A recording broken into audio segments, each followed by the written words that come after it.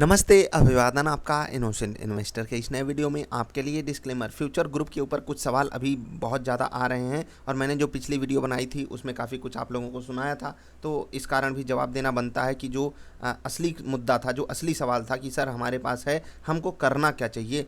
आप एक बात बता दीजिए, अगर रिलायंस के साथ डील नहीं होती, अमेजॉन चाहता है उसके साथ डील हो जाए, तो क्या दिक्कत है। स्टॉक को तो अच्छा ही रिस्पॉन्स मिलना चाहिए, क्योंकि रिलायंस से भी बड़ी कंपनी के साथ इनकी डील होने जा रही है। तो बात ये नहीं होती है, बात होती है लीगल बैटल की, बात होती है कि आपके कंपनी के जो मालिक हैं उनके खिलाफ जो एक्शन लिया गया है उसकी। और रही बात की जब लीगल एक्शन लिया जाता है आपके खिलाफ, जैसे कि अभी तो स्टे लगा है, बाकी आप एक चीज़ समझिए कि अगर अमेज़ॉन के साथ इनकी डील कराई भी जाती है, एक सिनारियो मान लेते हैं कि रिलायंस के साथ कैंसिल हो जाती है, जिसकी संभावना बहुत कम है।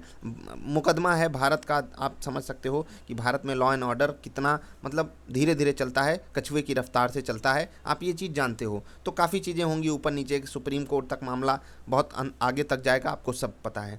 अब दिक्कत यहाँ पर पता है किसकी है, जो जॉब कर रहे हैं फ्यूचर ग्रुप के किसी भी जगह पे, ठीक है, बिग बाज़ार वगैरह में, और बहुत सारी अलग अलग कंपनियां भी उसमें मर्ज होकर जा रही हैं, उसको आप इग्नोर कीजिए। अभी देखिए, इन्हीं का मुद्दा उठाया जा रहा था कि इन लोगों की ज़िंदगी का क्या होगा, इनकी नौकरी चली जाएगी, ठीक। बैंकों का क्या होगा, बैंक भी परेशान है, रीस्ट्रक्चरिंग वहाँ पर की जा रही है, और अंत में हम आप जैसे शेयर होल्डर्स आते हैं जिनके पास ये स्टॉक होगा। अब सोचिए कि आपकी कंपनी के खिलाफ एक्शन लिया गया है, तो यहाँ पर जो गिरावट है ये बिल्कुल सेंटिमेंटल है, ठीक। अब ये सेंटिमेंट क्यों बनता है, नेगेटिव सेंटिमेंट आखिर क्यों बन जाता है? देखो, इसलिए बनता है क्योंकि बैंकों ने जो पैसा दिया है वो एक ब्याज फेच कर रहा है। फेच का मतलब कि मान लेते हैं कि 100 करोड़ रुपए अगर इन्होंने दिए हैं, 6% की अगर ब्याज है, तो 6 करोड़ रुपए तो नॉर्मल ब्याज जा रही है हर साल की, ठीक है, और बहुत बड़ा लोन है इनके ऊपर, ठीक है, हज़ारों करोड़ का लोन है। तो आप समझ सकते हो कि कितनी बड़ी ब्याज इनकी बढ़ जा रही है पर मंथ के बेसिस पे, और कमाई एक पैसे की हो नहीं पा रही है। अगर आप चीज़ों को समझने की कोशिश करो तो आपके सामने डेटा यही बन रहा है कि जितनी लेट होगी डील होने में किसी के भी साथ हो, उतनी दिक्कत, उतना बड़ा वैल्यूएशन का डेंट पड़ेगा फ्यूचर ग्रुप को। फ्यूचर ग्रुप उतना ही कम दाम डिमांड कर सकेगा, ठीक। जितनी जल्दी ये डील हो जाती, जैसे कि अब जल्दी डील होने का रिलायंस के पास क्या वेस्टेड इंटरेस्ट था, वो ये कि उनको ये जो चीज़ें मिल रही हैं सस्ते वैल्यूएशन पे, वो उसको ग्रैब कर ले, नहीं तो और कोई आ जाएगा। तो फ्यूचर ग्रुप की भी विन विन सिचुएशन थी और रिलायंस की भी, आप ये चीज़ समझ गए। और रिलायंस में ये जो बढ़त आई है उसको भी हम आपको समझाए हुए हैं कि एक चीज़ पहले समझ लीजिए कि रिलायंस का अपना बिजनेस है जिसके कारण उनका स्टॉक चलता है। डील हो ना हो उससे अभी रिलायंस को कोई फ़र्क नहीं पड़ता है, सेंटिमेंटल बेस पे वहाँ पर नेगेटिविटी है, लेकिन जो मेन मुद्दा है वो फ्यूचर ग्रुप के लिए है। आप वहाँ पर रिलायंस को इग्नोर कर दीजिए, वो अपने बिजनेस पे परफॉर्म कर रहा है। अभी वहाँ पर आप ये चीज़ नहीं जोड़ सकते कि फ्यूचर ग्रुप वाली डील पे स्टे लग गया और रिलायंस क्यों भाग रहा है, ऑपरेटर गेम है, उसको आप छोड़ दीजिए, वो आप नहीं कर सकते। तो यहाँ पर आपको क्या डिसीजन लेना है उसका फैसला ये आपको करना होगा, चाहे आप यहाँ कर लीजिए चाहे आप यहाँ कर लीजिए। अब यहाँ पर ऐसा तो है नहीं, यहाँ पर ऐसा तो है नहीं कि आपके स्टॉक की वैल्यू बिल्कुल ख़त्म हो जा रही है, आपकी कंपनी के ऊपर बोझ बढ़ रहा है। अब इसकी रियल वैल्यू क्या है, उसको अगर हम नॉर्मल सेंस में निकालें कि कंपनी जिस हिसाब से इंडिया में रेवेन्यू जनरेशन होता है और उस हिसाब से अगर जो निफ्टी की कंपनियां हैं, अगर उनका उस रेवेन्यू पे, जैसे कि भारत में कंपनियां अगर 100 करोड़ का रेवेन्यू जनरेट करती हैं तो 10 करोड़ के आसपास तो उनका प्रॉफिट रहता ही है, ठीक। अगर इस हिसाब से देखें तो इनका जो वैल्यूएशन है ये 55 रुपये, बिल्कुल ऐसा नहीं है कि यहाँ पर आपको स्टॉक नहीं लेना चाहिए, बिल्कुल खरीदना चाहिए, बेचना तो बिल्कुल नहीं चाहिए, क्योंकि वैल्यूएशन बहुत ऊपर चला जाएगा अगर आप इस बेस पे कैलकुलेट करोगे। लेकिन दिक्कत यहाँ पर क्या है, हम इस पर बिल्कुल कैलकुलेशन नहीं कर सकते हैं। हमारे पास एक ऐसी कंपनी है जिसका शेयर प्राइस कितने पे है ये फ़र्क कुछ नहीं डालेगा, फ़र्क सिर्फ इतना डालेगा कि उसके पक्ष में न्यूज आ रही है या नहीं, उसके साथ जो ट्रांजैक्शन हो रहा है वो कंप्लीट हो रहा है या नहीं, ठीक। मतलब आप में से बहुत सारे लोग पूछ रहे थे इंट्रिंसिक वैल्यू क्या है, तो इंट्रिंसिक वैल्यू का मतलब कुछ नहीं होता है। आप देखते होंगे बहुत सी कंपनियां अपनी बुक वैल्यू के भी नीचे ट्रेड करती हैं, तो क्यों करती हैं? क्योंकि उनमें बिजनेस मॉडल में लोगों को ग्रोथ नहीं दिखाई देती, या कुछ अनसर्टेनिटी आने वाले भविष्य में लोगों को दिखाई देती है, जो कि अभी फ्यूचर ग्रुप में दिखाई दे रही है। मैं हमेशा ये चीज़ आपसे कहता हुआ आया हूँ कि जब तक क्लैरिटी नहीं रहेगी, जब तक सर्टेनिटी नहीं बनेगी, तब तक स्टॉक में मोमेंटम आना बिल्कुल नहीं हो सकता, ठीक। अब जो खिलाफ में न्यूज आई है ये कहाँ तक लोअर सर्किट लगेगा, तो बहुत सारे लोग आपको बढ़िया बढ़िया टारगेट्स दे रहे थे, उनसे पूछिए ना कहाँ तक सर्किट लगेगा। मैं आपको बता देता हूँ, इतनी बुरी जिस तरीके से यहाँ पर बिहेवियर हुआ है, स्टॉक का बिहेवियर, तो अगले दिन भी स्टॉक नीचे खुलना चाहिए और एक और सर्किट लग सकता है। मुझे नहीं लगता 2 से ज़्यादा सर्किट लगना चाहिए, ठीक, मतलब एक और सर्किट की उम्मीद है, क्योंकि अभी इंटेंसिटी यहाँ पर कमज़ोर नहीं हुई है। अगर नॉर्मली ये स्टॉक ट्रेड कर रहा था लोअर सर्किट पे नहीं होते अन्य जगहों पे स्टॉक, अन्य स्टॉक्स वाले जैसे future supply chain, future enterprises limited, यहाँ पर तो मैं कह सकता था कि हाँ चलो एक ही दिन लगेगा। लेकिन आप अगर देखोगे तो 70 रुपये से ये स्टॉक गिरकर 55 रुपये आ चुका है, 15 रुपये वैसे ही फिसल चुका है। अभी आप सोच कर देखिए कि ये सब चीज़ें पहले से लोगों को पता होती हैं या नहीं, और आप कहते हो कि यहाँ पर ऐसा कुछ नहीं होता है। हर कोई आपको फंसाना ही चाहता है। जो लोग नए फंसे हो यहाँ से यहाँ तक आप गलती किए हो, और जो लोग पहले की फंसे हो वो ब्लंडर किए हो, ठीक। अब इसको सुधारने का क्या मौका है आपके पास? बिल्कुल है। बाज़ार में हमेशा ना किसी का प्रॉफिट हुआ है ना किसी का लॉस हुआ है। आगे बढ़ने से पहले एक चीज़ बता दूं, जब भी आप किसी कंपनी में इन्वेस्टमेंट करते हो, आप उस कंपनी के मालिक होते हो, शेयर होल्डर होते हो, तो आपके बारे में एकदम आखिरी में सोचा जाता है अगर कंपनी के साथ कुछ बुरा होता है, क्योंकि आप मालिक हो। मान लेते हैं कि घर में कुछ बुरा हो गया, आप उस घर के मालिक हो, तो आप सबको बचाने की कोशिश करोगे या आप खुद को बचा कर भागोगे? ये नहीं कर सकते ना। आपको चीज़ों पे फोकस करना पड़ेगा, आपको बैंकों का ख्याल रखना पड़ेगा, एम्प्लॉयज़ हैं उनका ख्याल रखना पड़ेगा, ठीक है। जो भी चीज़ें चल रही हैं, जो आपके बिजनेस पार्टनर्स हैं उनका ख्याल रखना पड़ेगा, सबको पेमेंट करनी होगी, और इन सब के चक्कर में शेयर होल्डर्स को ही नुकसान झेलना पड़ता है। तो याद रखिएगा, इसीलिए मैं कहता हूँ शेयर चूज़ करने से पहले आपको बहुत ज़्यादा अलर्ट होने की ज़रूरत है। न्यूज़ वाले स्टॉक्स में ये सब चीज़ें बहुत आम बात है, और रिटेल इन्वेस्टर की दिक्कत ये है कि वो सुधरना नहीं चाहता, वो समझना नहीं चाहता। अब जो मैं बात कर रहा था उस पर वापस आता हूँ। बात ये कि बाज़ार में आए हो नुकसान सबको होता है, ठीक।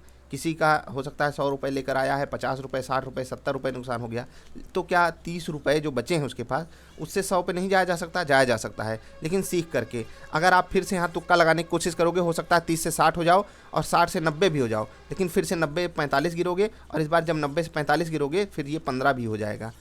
फिर आप क्या करोगे? ये नहीं, मतलब मैं ये नहीं कह रहा हूँ कि यहाँ से आप बढ़ नहीं सकते बिना सीखे भी कुछ लोग तुक्का लगा कर भी पैसा कमा लेते हैं। वो 30 से 60 जाएंगे, 60 से 90 जाएंगे, और फिर जब वहाँ से गिरेंगे फिर 15 आएंगे, और फिर हो सकता है यहाँ से गिर के 5 भी आ जाएँ, और फिर उनका करियर यहाँ पर ख़त्म होता है। लेकिन अगर आपके पास है, जैसे कि यहाँ पर, तो मैं आपको बेचने की सलाह कैसे दे दूँ? अब ये चीज़ वही होती है ना कि आप जब मैंने बेचने को बोला तब तो आप नहीं बेचे, अब यहाँ पर मुझसे क्यों सलाह मांग रहे हो? मुझे जो सलाह देनी होती है, मैं फ्रेश जो चीज़ें होती हैं ना वहाँ पर बोलता हूँ। अब यहाँ पर आपको कितनी बार समझाया हूँ मैं कि ना कोई टीवी वाला, ना कोई बड़ा एनालिस्ट वो फेयर वैल्यू निकाल ही नहीं सकता। कहाँ स्टॉक रुकेगा कोई बता ही नहीं सकता, किसको कितना बेचना है हम आप नहीं डिकोड कर सकते, किसको ये न्यूज़ कितनी बुरी लगी है। जिनके पास ढेर सारे शेयर्स पड़े हैं, जो एचएनआईज हैं, एचएनआईज के पास बहुत ज़्यादा शेयर हैं इनके। अब सोचो कि अगर उनको बेचना है तो हम उनका दिमाग पढ़ लेंगे, हो सकता है उनको ये खबर बहुत ज़्यादा बुरी लग रही हो, वो रोज़ बेचते रहेंगे अगले 5 दिन तक, तो हम क्या कर सकते हैं? नहीं कर सकते। और हो सकता है कि कल को